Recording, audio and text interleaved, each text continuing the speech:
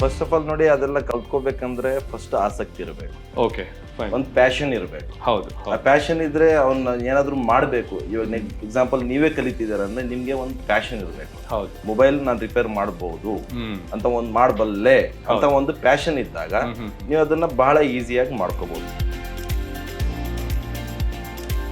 ಒಂದು ಅಂಗಡಿ ಇರ್ಬೇಕಂದ್ರೆ ಇಲ್ಲ ಒಂದು ಕಂಪ್ನಿನಲ್ಲಿ ಕೆಲಸ ಮಾಡ್ಬೇಕಂದ್ರೆ ಡಿಪ್ಲೊಮಾ ಮಾಡಲೇಬೇಕಾಗುತ್ತೆ.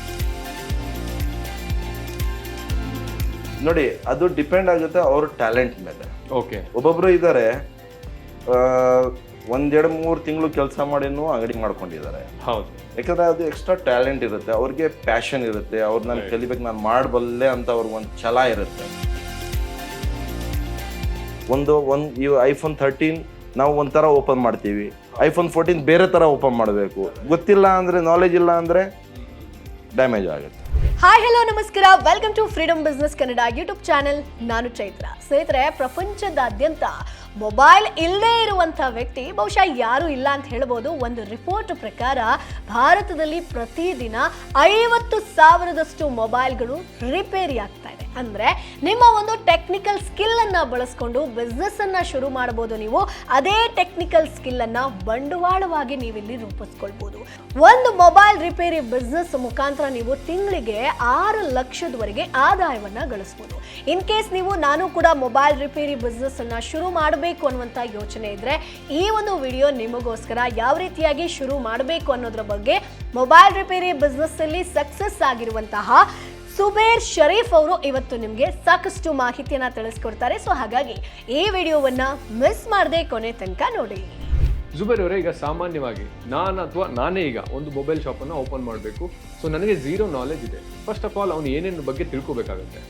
ಫಸ್ಟ್ ಆಫ್ ಆಲ್ ನೋಡಿ, ಅದೆಲ್ಲ ಕಲ್ತ್ಕೋಬೇಕಂದ್ರೆ ಫಸ್ಟ್ ಆಸಕ್ತಿ ಇರಬೇಕು, ಓಕೆ ಫೈನ್. ಒಂದು ಪ್ಯಾಷನ್ ಇರಬೇಕು. ಹೌದು. ಆ ಪ್ಯಾಷನ್ ಇದ್ರೆ ಅವ್ನ ಏನಾದ್ರು ಮಾಡಬೇಕು. ಇವಾಗ ಎಕ್ಸಾಂಪಲ್ ನೀವೇ ಕಲಿತಿದ್ದೀರ ಅಂದ್ರೆ ನಿಮ್ಗೆ ಒಂದು ಪ್ಯಾಷನ್ ಇರಬೇಕು. ಹೌದು. ಮೊಬೈಲ್ ನಾನು ರಿಪೇರ್ ಮಾಡಬಹುದು ಅಂತ ಒಂದು ಮಾಡಬಲ್ಲೆ ಅಂತ ಒಂದು ಪ್ಯಾಷನ್ ಇದ್ದಾಗ ನೀವು ಅದನ್ನ ಬಹಳ ಈಸಿಯಾಗಿ ಮಾಡ್ಕೋಬಹುದು. ಅದಕ್ಕಿಂತ ಹೆಚ್ಚಾಗಿ ಒಂದು ಪ್ಯೂರ್ ಸ್ಟಡೀಸ್ ಅಂತೂ ಇರಲೇಬೇಕು.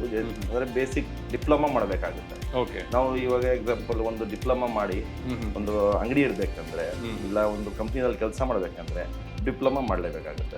ಓನಾಗಿ ಮಾಡಿದಾಗ ನಿಮ್ಗೆ ಯಾವುದೇ ತರದ ಸರ್ಟಿಫಿಕೇಟ್ ಅವಶ್ಯಕತೆ ಇರಲ್ಲ. Okay okay. ಓನಾಗಿ ನೀವು ಏನಾದ್ರು ಹೊಸದಾಗಿ ನೀವು ಅಂಗಡಿ ಇಡ್ಬೇಕಂತ ಇದ್ರೆ ಸೊ ಯಾವುದೇ ಸರ್ಟಿಫಿಕೇಟ್ ಅವಶ್ಯಕತೆ ಇರಲ್ಲ.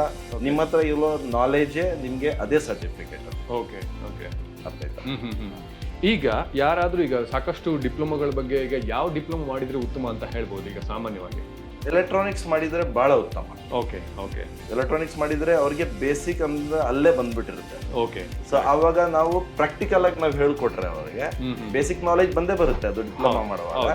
ಸೊ ಪ್ರಾಕ್ಟಿಕಲ್ ಆಗಿ ನಾವು ಬೇಕಾದ್ರೆ ಟ್ರೈನಿಂಗ್ ಕೊಟ್ಟು ಅವರು ಬೇಕಾದ್ರೆ ಅಂಗಡಿನೂ ಇಟ್ಕೋಬಹುದು, ಇಲ್ಲ ಯಾವ್ದಾದ್ರು ಒಂದು ರೆಪ್ಯೂಟೆಡ್ ಕಂಪ್ನಿಗಳಲ್ಲಿ ಕೆಲಸನೂ ಮಾಡ್ಬೋದು. Okay okay. ಈಗ ನಿಮಗೆ ಖಂಡಿತವಾಗಿ ನಿಮಗೆ ಸ್ಟಾರ್ಟಿಂಗ್ ಇಂದಾನೆ ಒಂದು ಇಂಟ್ರೆಸ್ಟ್ ಅಂತೂ ಇದ್ದೇ ಇತ್ತು. ಸೊ ಅದಾದ್ಮೇಲೆ ನೀವು ಸ್ಟಾರ್ಟ್ ಮಾಡೋದಕ್ಕೆ ಆರಂಭಿಸ್ತೀರಾ. ಸೊ ಆವಾಗ ನೀವು ಫಸ್ಟ್ ಆಫ್ ಆಲ್ ಏನು ಮಾಡಿದ್ರಿ? ಅಂದ್ರೆ ಯಾವ್ದ್ರ ಬಗ್ಗೆ ನಾಲೆಜ್ ತಗೊಳಕ್ಕೆ ಟ್ರೈ ಮಾಡಿದ್ರಿ? ನಾನು ಇದು ಕೆಲಸ ಕಲಿಬೇಕಾದಾಗ ಅದೇ ನನ್ನ ನಾಲೆಜ್ ನಿಮ್ಗೆ ಏನು ಎಕ್ಸ್ಪ್ಲೇನ್ ಮಾಡಿದೆ ಅದೇ ನಾಲೆಜ್ನ ನಾನು ಕ್ಯಾಚ್ ಮಾಡ್ತಾ ಇದ್ದೆ. ಅಂದರೆ ಸ್ವಲ್ಪ ಡಿಪ್ಲೊಮಾ ಯಾವ ಥರ ಯೂಸರ್ ಏನು, ನಮಗೆ ಡಿಯೋಡ್ಸ್ ಏನಿರುತ್ತೆ, ಅದರದ್ದು ಏನೇನು ಸ್ಮಾಲ್ ಇಕ್ವಿಪ್ಮೆಂಟ್ಸ್ ಇರುತ್ತೆ, ಅದರಲ್ಲಿ ಯಾವ ಥರ ಇಕ್ವಿಪ್ಮೆಂಟ್ಸ್ನ ನಾವು ಯೂಸ್ ಮಾಡಬೇಕಾಗುತ್ತೆ, ಅದನ್ನ ಬೇಸಿಕ್ ಸ್ವಲ್ಪ ನಾನು ಕಲ್ತಿದೆ. ಓಕೆ. ಯಾಕಂದ್ರೆ ಬೇಸಿಕ್ ಕಲ್ತಿಲ್ಲ ಅಂದ್ರೆ ನಾವು ಏನು ಮಾಡಕ್ ಸಾಧ್ಯ ಇಲ್ಲ. ಹೌದು ಹೌದು ಹೌದು. ಈಗ ಒಂದು ಸರ್ಟಿಫಿಕೇಟ್ ಕೋರ್ಸ್ ಮಾಡಿ ಆದ ನಂತರ ಅವನು ಡೈರೆಕ್ಟ್ ಆಗಿ ಒಂದು ಮೊಬೈಲ್ ಶಾಪ್ ಅನ್ನು ಓಪನ್ ಮಾಡ್ಬೋದಾ, ಅಥವಾ ಬೇರೆಯವ್ರ ಹತ್ರ ಕೆಲಸ ಮಾಡಿಬಿಟ್ಟು ಸ್ವಲ್ಪ ಎಕ್ಸ್ಪೀರಿಯನ್ಸ್ ತಗೊಂಡು ಮಾಡೋದು ಹೇಗೆ ಉತ್ತಮನ? ಯಾವ ರೀತಿ ಉತ್ತಮ ಅಂತ ಹೇಳ್ಬೋದು? ನೋಡಿ, ಅದು ಡಿಪೆಂಡ್ ಆಗುತ್ತೆ ಅವ್ರ ಟ್ಯಾಲೆಂಟ್ ಮೇಲೆ. ಓಕೆ. ಒಬ್ಬೊಬ್ರು ಇದ್ದಾರೆ 1-2-3 ತಿಂಗಳು ಕೆಲಸ ಮಾಡಿನೂ ಅಂಗಡಿ ಮಾಡ್ಕೊಂಡಿದ್ದಾರೆ. ಹೌದು. ಯಾಕಂದ್ರೆ ಅದು ಎಕ್ಸ್ಟ್ರಾ ಟ್ಯಾಲೆಂಟ್ ಇರುತ್ತೆ, ಅವ್ರಿಗೆ ಪ್ಯಾಷನ್ ಇರುತ್ತೆ, ಅವ್ರು ನಾನು ಕಲಿಬೇಕು, ನಾನು ಮಾಡಬಲ್ಲೆ ಅಂತ ಅವ್ರಿಗೆ ಒಂದು ಛಲ ಇರುತ್ತೆ. ಸೊ ಅವರು ಯಾವ ಥರ ಬೇಕಾದರೂ ಮಾಡ್ಕೋಬಹುದು. ಬಟ್ ಉತ್ತಮ ಏನಂದ್ರೆ ಎಕ್ಸ್ಪೀರಿಯನ್ಸ್ 20 ವರ್ಷ ಆಗಲಿ 15 ವರ್ಷ ಆಗಲಿ, ನನಗೆ 18 ವರ್ಷ ಇದೆ, ನನಗೆ ಇವಾಗಲೂ ನಾನು ಕಲಿತಾ ಇದ್ದೀನಿ. ಎಕ್ಸ್ಪೀರಿಯನ್ಸ್ ಯಾವತ್ತೂ ನಾನು ಫುಲ್ ಎಕ್ಸ್ಪರ್ಟ್ ಅಂತ ಹೇಳ್ಕೊಳಕ್ ಆಗಲ್ಲ. ಈ ಫೀಲ್ಡಲ್ಲಿ, ಎಲೆಕ್ಟ್ರಾನಿಕ್ ಫೀಲ್ಡಲ್ಲಿ ನಾನೇ ಎಕ್ಸ್ಪರ್ಟ್ ಅಂತ ಹೇಳ್ಕೊಳಕ್ಕೆ ಸಾಧ್ಯ ಇಲ್ಲ. ಅಂದ್ರೆ ಒಂದು ಹಂತದಲ್ಲಿ ಕಲಿಯೋದಕ್ಕೆ ಶುರು ಮಾಡಿದ್ರೆ ಕಲ್ತ್ಕೊಂಡೇ ಹೋಗ್ಬೇಕಾಗತ್ತೆ, ಹೊಸ ಅಪ್ಡೇಟ್ಸ್ ಗಳು ಬರ್ತವೆ. ಹೌದು. ಸೊ ಅದ್ರ ಬಗ್ಗೆ ಮಾಹಿತಿ ಇರ್ಬೇಕಾಗುತ್ತೆ. ಹೌದು. ಇವಾಗ ಹೊಸದಾಗಿ ಅವರು ಮಾಡ್ತಾ ಇದ್ದಾಗ ಇವತ್ತೊಂದು ಐಫೋನ್ 6 ಐಫೋನ್ 10 ಮಾಡಿದ್ದಾರೆ, ನಾಳೆ 11 ಬರುತ್ತೆ. ಇದರ ಬಂತಲ್ಲ, ಇವಾಗ 11 ಬಂತು, 12 ಬಂತು, 13 ಬಂತು, 14 ಬಂತು. ಆ ತರ ಲೇಟೆಸ್ಟ್ ಟೆಕ್ನಾಲಜಿ ಹೋಗ್ತಾನೆ ಇರುತ್ತೆ. ಸೊ ನಾವು ಅಪ್ಡೇಟ್ ಮಾಡ್ತಾ ಇರಬೇಕು, ಅವರಾಗಿ ಅವರು ಅಪ್ಡೇಟ್ ಮಾಡ್ಕೊಂಡು ಹೋಗ್ತಾ ಇರಬೇಕು. ಸೊ ಇವಾಗ ಎಕ್ಸಾಂಪಲ್, ಇವಾಗ ಅವ್ರು ಏನಾದ್ರು ಒಂದು ಕಾಂಪೊನೆಂಟ್ ಅವ್ರು ತೆಗ್ದಿದ್ರೆ, ಇವಾಗ ಒಂದು ಐಫೋನೇ ಇರಲಿ, ಒಂದು ಐಫೋನ್ 13 ನಾವು ಒಂಥರ ಓಪನ್ ಮಾಡ್ತೀವಿ, ಐಫೋನ್ 14 ಬೇರೆ ಥರ ಓಪನ್ ಮಾಡಬೇಕು. ಗೊತ್ತಿಲ್ಲ ಅಂದರೆ, ನಾಲೆಜ್ ಇಲ್ಲ ಅಂದರೆ ಡ್ಯಾಮೇಜ್ ಆಗುತ್ತೆ.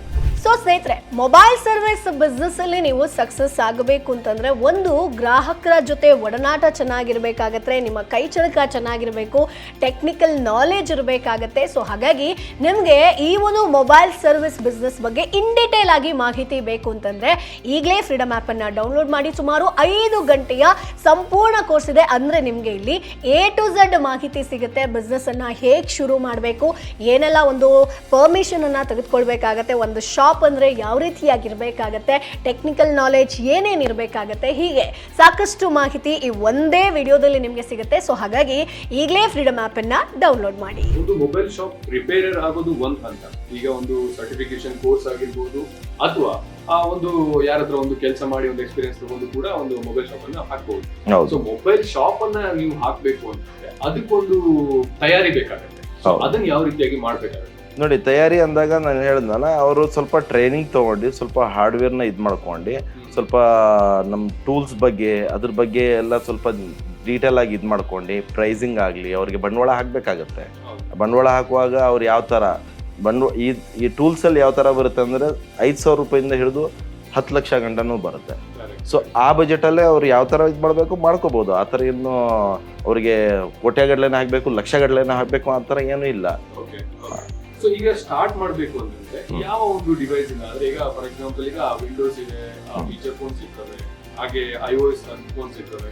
ಸೊ ಯಾವ್ದಿಂದ ಸ್ಟಾರ್ಟ್ ಮಾಡೋದು ಉತ್ತಮ, ಅಥವಾ ಎಲ್ಲದನ್ನು ಸ್ಟಾರ್ಟ್ ಮಾಡೋದು ಉತ್ತಮ, ಹೇಗೆ ನೋಡಿ? ಇವಾಗ ನಾವು ಎಜುಕೇಶನ್ ಮಾಡುವಾಗ ಸ್ಟಾರ್ಟಿಂಗ್ ಇಂದ ಅಂತಾನೆ ಬಂದಿದ್ದೀವಿ. ಸೊ ಅದೇ ತರ ನಾವು ಸ್ಟಾರ್ಟಿಂಗ್ ಓಲ್ಡ್ ಇಂದ ಪ್ರೆಸೆಂಟ್ ಮಾಡೆಲ್ ಗಂಟ ಹೋಗ್ಬೇಕು. ಡೈರೆಕ್ಟ್ ಆಗಿ ನಾನು ಐಫೋನ್ 14 ರಿಪೇರ್ ಮಾಡ್ತೀನಿ ಅಂದ್ರೆ ಆಗಲ್ಲ. ಅವ್ರು ಬೇಸಿಕ್ ಇಂದಾನೇ ಬರಬೇಕು. ಅಂದ್ರೆ ವಿಂಡೋಸ್ ಫೋನ್ ಆಗಿರ್ಬೋದು, ಅಥವಾ ನಾರ್ಮಲ್ ಫೀಚರ್ ಫೋನ್ ಆಗಿರ್ಬೋದು, ಅದ್ರ ಬಗ್ಗೆ ಮಾಹಿತಿ ತಗೊಂಡು ಅಲ್ಲಿಂದ ಒಂದು ಜರ್ನಿ ಸ್ಟಾರ್ಟ್ ಮಾಡ್ಬೇಕು. ಎಕ್ಸಾಕ್ಟ್ಲಿ. ಈಗ ಒಬ್ಬ ಓನರ್ ಅಂತಿದ್ರೆ, ಈಗ ಮೊಬೈಲ್ ಶಾಪ್ ಸೆಟಪ್ ಮಾಡಬೇಕು, ಆ ಓನರ್ ಅಂತಿದ್ರೆ ಅವನಿಗೆ ಏನೆಲ್ಲ ಒಂದು ಗೊತ್ತಿರ್ಬೇಕಾಗುತ್ತೆ. ಯಾಕಂದ್ರೆ ಓನರ್ ಅಂದ್ರೆ ಬರೀ ರಿಪೇರ್ ಮಾತ್ರ ಆಗೋದಿಲ್ಲ, ಆ ಅಂಗಡಿಯನ್ನ ನಡೆಸಬೇಕಾಗತ್ತೆ, ಅಲ್ಲಿ ಬೇಕಾಗಿರುವಂತ ಒಂದು ಇಕ್ವಿಪ್ಮೆಂಟ್ ಆಗಿರ್ಬೋದು ಅದ್ರ ಬಗ್ಗೆ ಮಾಹಿತಿ ಇರಬೇಕಾಗತ್ತೆ, ಅಥವಾ ಒಂದು ಸರ್ಟಿಫಿಕೇಶನ್ ಆಗಿರ್ಬೋದು ಅಥವಾ ರಿಜಿಸ್ಟ್ರೇಷನ್ ಆಗಿರ್ಬೋದು ಶಾಪ್ದು, ಅದ್ರ ಬಗ್ಗೆ ನಾಲೆಜ್ ಇರಬೇಕು. ಸೊ ಇವೆಲ್ಲ ಎಷ್ಟು ಇಂಪಾರ್ಟೆಂಟ್ ಆಗುತ್ತೆ? ಇದು ಭಾಳ ಇಂಪಾರ್ಟೆಂಟ್ ಆಗಿರುತ್ತೆ. ಒಂದು ಯಾಕಂದರೆ ಈ ನಡುವೆ ಎಲ್ಲ ನಮ್ಮ ಗ್ರಾಹಕರಿಗೆ ಫಸ್ಟ್ ಹೇಳಬೇಕಂದ್ರೆ, ಗ್ರಾಹಕರು ಟ್ರಸ್ಟ್ ಮಾಡಬೇಕಂದ್ರೆ ಅವ್ರು ನಿಮ್ಮ ಹತ್ರ ನೀವು ಏನು ಸರ್ಟಿಫೈಡ್ ಆಗಿದ್ದೀರಾ, ಸೊ ನಿಮ್ಗೆ ಯಾವ ಥರ ಎಕ್ಸ್ಪೀರಿಯನ್ಸ್ ಇದೆ, ನೀವು ಯಾವ ಥರ ಗ್ರಾಹಕರ ಜೊತೆ ನೀವು ಮಾತಾಡ್ತೀರಾ. ಸೊ ಮೇನ್ ಮಾತಾಡೋದು ಬಹಳ ಇಂಪಾರ್ಟೆಂಟ್ ಇರುತ್ತೆ. ಯಾಕಂದರೆ ರೆಸ್ಪೆಕ್ಟ್ ಮಾಡಬೇಕಂದ್ರೆ ನಮ್ಮ ಗ್ರಾಹಕರೇ ನಮ್ಮ ದೇವರು, ಅವರಿಂದನೇ ನಮ್ಮ ಮನೆ ನಡೆಯೋದು. ಸೊ ನಾವು ಅವ್ರಿಗೆ ಭಾಳ ಇದರಿಂದ ನಾವು ಕೇರ್ ಮಾಡಬೇಕು. ಪ್ಲಸ್ ಇನ್ನೊಂದೇನಂದರೆ, ಸರ್ಟಿಫೈಡ್ ಆಗಬೇಕಂದ್ರೆ ಅವ್ರ ಹತ್ರ ಆಲ್ರೆಡಿ ಸರ್ಟಿಫೈಡ್ ಇದೆಯೋ ಇಲ್ವೋ ದಟ್ ಈಸ್ ಸೆಕೆಂಡ್ರಿ. ಬಟ್ ಏನಂದರೆ ವರ್ಕ್ ಗ್ರಾಹಕರಿಗೆ ಸಂತೋಷ ಪಡಿಸ್ಬೇಕು. ಅವ್ರು ವರ್ಕ್ ಮಾಡಿಸ್ಕೊಂಡು ಹೋದಾಗ ಆ ವರ್ಕಲ್ಲಿ ಅವರು ಸ್ಯಾಟಿಸ್ಫೈಡ್ ಇರಬೇಕು. ಅದು ಇಂಪಾರ್ಟೆಂಟ್. ಹೌದು. ಈಗ ಒಂದೊಂದು ಟೆಕ್ನಾಲಜಿ ಕೂಡ ಅಪ್ಡೇಟ್ ಆಗುತ್ತೆ. ಈಗ ಆಂಡ್ರಾಯ್ಡ್ ಫೋನ್ ಇರ್ಬೋದು, iOS ಇರ್ಬೋದು, ಅಥವಾ ವಿಂಡೋಸ್ ಫೋನ್ ಇರ್ಬೋದು, ಇದಕ್ಕೆ ಬೇರೆ ಬೇರೆ ಸ್ಪೆಷಲೈಸೇಷನ್ ಏನಾದರೂ ಬೇಕಿರುತ್ತಾ? ನೋಡಿ, ಸ್ಪೆಷಲೈಸೇಷನ್ ಅಂತ ಹೇಳ್ಬೇಕಂದ್ರೆ, ಇವಾಗ ಒಂದೊಂದು ಮದರ್ ಬೋರ್ಡ್ ಅಂದರೆ, ಇವಾಗ Android mother board, iOS mother board, ಆಮೇಲೆ ವಿಂಡೋಸ್ ಮದರ್ ಬೋರ್ಡ್ ಬೇರೆ ಬೇರೆ ಥರ ಇರುತ್ತೆ. ಓಕೆನಾ? ಅದರದ್ದು ಒಂದು ಸ್ವಲ್ಪ ಐಸಿಸ್ ಚೇಂಜ್ ಇರುತ್ತೆ, ಅದರದ್ದು ಕಾಂಪೊನೆಂಟ್ಸ್ ಚೇಂಜ್ ಇರುತ್ತೆ, ಸ್ವಲ್ಪ ಚೇಂಜಸ್ ಇದ್ದೇ ಇರುತ್ತೆ. ಬಟ್ ಹೇಳ್ಬೇಕಂದ್ರೆ ಎಲ್ಲ ಕಲೀಲೇಬೇಕಾಗುತ್ತೆ. ಮತ್ತೇನಾ, ಒಂದೇ ನಾನು ಕಲ್ತ್ಕೊಂಡು ನಾನು ಐಫೋನ್ ರಿಪೇರ್ ಮಾಡ್ಬಿಡ್ತೀನಿ ಅಂದ್ರೂ ಆಗಲ್ಲ, ಐಫೋನೇ ಕಲ್ತ್ಕೊಂಡು ನಾನು ಆಂಡ್ರಾಯ್ಡ್ ಮಾಡ್ಬಿಡ್ತೀನಿ ಅಂದ್ರೂ ಆಗಲ್ಲ. ಎಲ್ಲದ್ರ ಬಗ್ಗೆ ಒಂದೊಂದು ಮಾಹಿತಿ ಬೇಕೇ ಬೇಕಾಗುತ್ತೆ. ಈಗ ನೀವು ಕೂಡ ಒಂದು ಇನ್ಸ್ಟಿಟ್ಯೂಟ್ ಅನ್ನ ಸ್ಟಾರ್ಟ್ ಮಾಡಿದ್ದೀರಾ, ಸೊ ನೀವು ಕೂಡ ಒಂದು ಟ್ರೈನಿಂಗ್ ಅನ್ನು ಮಾಡ್ತೀರಾ. ಸೊ ಆ ಟ್ರೈನಿಂಗ್ ಹಂತ ಯಾವ ರೀತಿಯಾಗಿರುತ್ತೆ? ಸೊ ಅದ್ರ ಬಗ್ಗೆ ನೋಡಿ, ನಮ್ಮ ಟ್ರೈನಿಂಗ್ ಹಂತದಲ್ಲಿ ಏನಂದ್ರೆ, ನಾವು ಲೆವೆಲ್ 4 ಅಂತಾರೆ, ಬೇಸಿಕ್ ಇಂದ ಲೆವೆಲ್ 4 ಅಂತಾರೆ. ಲೆವೆಲ್ 4 ಅಂದಾಗ ಏನಂದ್ರೆ, ಅವರು ಯಾವುದೇ ತರದ್ನ ಡಿವೈಸ್ನ ಅವರು ರಿಪೇರ್ ಮಾಡಬಹುದು. ಓಕೆನಾ. ಗ್ಯಾಜೆಟ್ಸ್ ಆದರೂ ರಿಪೇರ್ ಮಾಡ್ಬೋದು. ಗ್ಯಾಜೆಟ್ಸ್ ಅಂದ್ರೆ ನೀವು ಲ್ಯಾಪ್ಟಾಪ್ ಇರಲಿ, ಮೊಬೈಲ್ ಇರಲಿ, ಮ್ಯಾಕ್ಬುಕ್ಸ್ ಇರಲಿ, ಏನು ಬೇಕಾದರೂ ಅವರು ರಿಪೇರ್ ಮಾಡ್ಬೋದು. ಅದಕ್ಕೆ ಲೆವೆಲ್ 4 ಟೆಕ್ನಿಷಿಯನ್ ಅಂತ ಹೇಳ್ತಾರೆ ನಮ್ಮ ಭಾಷೆಯಲ್ಲಿ. ಸೊ ನಮ್ಮ ಹತ್ರ ಗ್ರೇಡ್ಸ್ ಇರುತ್ತೆ. ಒಂದು ಲೆವೆಲ್ 1, 2, 3, 4 ಅಂತ. ಒಂದು ಲೆವೆಲ್ 4 ಅಂದರೆ ಒಂದು ಮಾಸ್ಟರ್ ಅಂತ. ಓಕೆ. ಸೊ ಈಗ ನೀವು ಒಂದು ಹೈರ್ ಮಾಡುವಾಗ, ಈಗ ಒಂದು ಮೊಬೈಲ್ ಶಾಪ್ ಅನ್ನು ಸ್ಟಾರ್ಟ್ ಮಾಡಬೇಕು ಅಂದ ತಕ್ಷಣ ಒಬ್ಬನೇ ಮಾಡೋಕ್ಕಾಗೋದಿಲ್ಲ. ಸೊ ಎಲ್ಲದೂ ಕೂಡ ಒಬ್ಬರಿಗೆ ಗೊತ್ತಿರೋದಿಲ್ಲ. ಆ ಒಂದು ಸ್ಪೆಷಲೈಸೇಷನ್ ಇರುವವರನ್ನ ಹೈರ್ ಮಾಡೋದು ಕೂಡ ಒಂದು ದೊಡ್ಡ ಟಾಸ್ಕ್ ಅಂತ ಹೇಳ್ಬೋದು. ಹೌದು. ಅದನ್ನ ಯಾವ ರೀತಿ ಮಾಡಬೇಕು ನೋಡಿ, ಅವರು ಇವಾಗ ಈ ಫೀಲ್ಡಲ್ಲಿ ಹೇಳಬೇಕಂದ್ರೆ ಬಹಳ ಜನ ಇರ್ತಾರೆ, ಎಕ್ಸ್ಪೀರಿಯನ್ಸ್ ತೊಗೊಂಡಿರ್ತಾರೆ. ಕೆಲಸ ಸರಿಯಾಗಿ ಅವ್ರಿಗೆ ಸಿಗೋದು ಇಲ್ಲ, ಒಬ್ಬರಿಗೆ ಕೆಲಸ ಸಿಗಲ್ಲ, ಒಬ್ರು ಕೆಲಸ ಸಿಕ್ಕಿದ್ರು ಅವ್ರು ಮಾಡೋ ಆಸಕ್ತಿ ಇರಲ್ಲ, ಆ ಥರನೂ ಇರುತ್ತೆ. ಆ ಸಿಚುವೇಶನ್ಸಲ್ಲಿ ನಾವು ಪರ್ಸ್ನಲ್ ಟ್ರೈನಿಂಗ್ ಅಂತ ನಾವು ನೋಡ್ಕೊಳ್ತೀವಿ. ಪರ್ಸ್ನಲ್ ಆಗಿ ನಾವು ಅವ್ರ ಬಗ್ಗೆ ನಾವು ತಿಳ್ಕೊಳ್ತೀವಿ. ಎಕ್ಸಾಂಪಲ್, ನಾವು ಅವ್ರ ಯಾರಿಗಾದ್ರೂ ಇವಾಗ ಇವಾಗ ನನ್ನ ಅಂಗಡಿಗೆ ಒಬ್ರಿಗೆ ಹೈರ್ ಮಾಡಬೇಕಂದ್ರೆ ಅವ್ರಿರೋ ನಾಲೆಜ್ನ ನಾವು ನೋಡ್ತೀವಿ. ಎಕ್ಸಾಂಪಲ್, ನಾವು ಅವ್ರಿಗೆ ಒಂದು IC ತೆಗಿಯೋಕ್ಕೆ ಹೇಳ್ತೀವಿ, ಒಂದು ಶಾರ್ಟ್ ಇರೋದನ್ನ ಶಾರ್ಟ್ ತೆಗಿಯೋಕ್ಕೆ ಹೇಳ್ತೀವಿ. ಆ ಶಾರ್ಟ್ ಅವ್ರು ತೆಗ್ದು ನಾವು ಹೇಳೋ ಕೆಲಸ ಅವರು ಇದು ಮಾಡ್ಕೊಂಡು ಅವ್ರು ಸಕ್ಸಸ್ ಆಗಿದ್ರೆ ಹಿ ವಿಲ್ ಗುಡ್. ಇಕ್ವಿಪ್ಮೆಂಟ್ ಬೇಕಾಗುತ್ತೆ ಅಂತ. ಸೊ ಒಂದು ಯಾವುದೇ ಒಂದು ಫೋನ್ ಅನ್ನು ರಿಪೇರ್ ಮಾಡ್ಬೇಕಂದ್ರೆ ಇದಿಷ್ಟು ಐಟಮ್ಸ್ ಅಥವಾ ಇಕ್ವಿಪ್ಮೆಂಟ್ಸ್ ಬೇಕೇ ಬೇಕು ಅಂತಂದ್ರೆ ಯಾವ್ದೆಲ್ಲ ಅಂತ ಹೇಳ್ಬೋದು? ನೋಡಿ, ಮೇನ್ ಆಗಿ ಬೇಕಂದ್ರೆ ಬ್ಲೋವರು, ಪ್ಲಸ್ ನಿಮಗೆ ಸಾಲ್ಡ್ರಿಂಗ್ ಗನ್, ಇನ್ನೊಂದಂದ್ರೆ ಮೈಕ್ರೋಸ್ಕೋಪ್ ಮಸ್ಟ್ ಆ್ಯಂಡ್ ಶುಡ್ ಬೇಕಾಗುತ್ತೆ. ಯಾಕಂದ್ರೆ ಇವಾಗ ಬರ್ತಿರೋ ಕಾಂಪೊನೆಂಟ್ಸ್ಗೆ ಮೈಕ್ರೋಸ್ಕೋಪ್ ಇಲ್ದೇ ಬರೀ ಕಣ್ಣಿಂದ ಮಾಡೋದು ಭಾಳ ಕಷ್ಟ ಆಗುತ್ತೆ. ಮೈಕ್ರೋಸ್ಕೋಪ್ ಬೇಕಾಗುತ್ತೆ. ಜಂಪಿಂಗ್ ವೈರ್ ಹೊಡಿಬೇಕಾಗುತ್ತೆ, ಜಂಪಿಂಗ್ ವೈರ್ ಅಂತಾರೆ. ಆ ವೈರ್ ಟ್ರ್ಯಾಕಿಂಗ್ ಮಾಡಬೇಕಂದ್ರೆ ಅದನ್ನು ನಾವು ಜಂಪಿಂಗ್ ವೈರ್ನ ಯೂಸ್ ಮಾಡ್ತೀವಿ. ಪ್ಲಸ್ ನಮಗೆ ಟ್ಯೂಸರ್ಸ್ ಇರಲಿ, ಪ್ಲಸ್ ನಿಮಗೆ ಮಲ್ಟಿಮೀಟ್ರ್ ಮೇನ್ ಮುಖ್ಯ ಇರುತ್ತೆ. ನಮ್ಮ ಫೈಂಡ್ ಔಟ್ ಮಾಡೋಕ್ಕೆ, ವ್ಯಾಲ್ಯೂ ಫೈಂಡ್ ಔಟ್ ಮಾಡೋಕ್ಕೆ ಮಲ್ಟಿಮೀಟ್ರ್ ಅಂತೂ ಸಹಜ ಬೇಕೇ ಬೇಕಾಗುತ್ತೆ. ಪ್ಲಸ್ ಏನಾದರೂ ಮೊಬೈಲ್ ಗ್ಲಾಸ್ ರಿಪ್ಲೇಸ್ಮೆಂಟ್ ಮಾಡೋದು ಯಾವ ಥರ ಇದೆ, ನಿಮಗೆ ಹೀಟಿಂಗ್ ಮಿಷಿನ್ ಅಂತ ಬರುತ್ತೆ, ಅದು ಮುಖ್ಯವಾಗಿರುತ್ತೆ. ಪವರ್ ಸಪ್ಲೈ ಬೇಕಾಗುತ್ತೆ. ಪವರ್ ಸಪ್ಲೈ ಅಂತೂ ಮೇನು. ಯಾಕಂದ್ರೆ ನಿಮಗೆ ಅದರಲ್ಲಿ ಯಾವುದೇ ಒಂದು ಫೋನ್ನ, ಡೆಡ್ ಆಗಿರೋ ಫೋನ್ನ ನೀವು ಫೈಂಡ್ ಔಟ್ ಮಾಡಬೇಕಂದ್ರೆ ನೀವು ಪವರ್ ಸಪ್ಲೈ ಕನೆಕ್ಟ್ ಮಾಡ್ಕೊಂಡು ಶಾರ್ಟ್ ಇದೆಯೋ ಇಲ್ವೋ ಅಂತ ಫೈಂಡ್ ಔಟ್ ಮಾಡಬೇಕಾಗುತ್ತೆ. ಸೊ ಆ ಥರ ಭಾಳಷ್ಟು ಎಕ್ವಿಪ್ಮೆಂಟ್ಸ್ ಇದ್ದೇ ಇರುತ್ತೆ. ಅದು ಮೇನ್ ಬೇಕೇ ಬೇಕಾಗುತ್ತೆ. ಒಂದು ಲೀಸ್ಟೇ ಇದೆ, ಒಂದು 20ರಿಂದ 30 ಮಿನಿಮಮ್ ಬೇಕೇ ಬೇಕು. ಬೇಸಿಕ್ ಮಾಡಬೇಕಂದ್ರೂ, ಬೇಸಿಕ್ ಕಲಿಬೇಕಂದ್ರೂ, ಬೇಸಿಕ್ ನೀವು ಅಂಗಡಿ ಇಟ್ಟು ನೀವು ಮಾಡಬೇಕಂದ್ರೂ ಬೇಕೇ ಬೇಕಾಗುತ್ತೆ.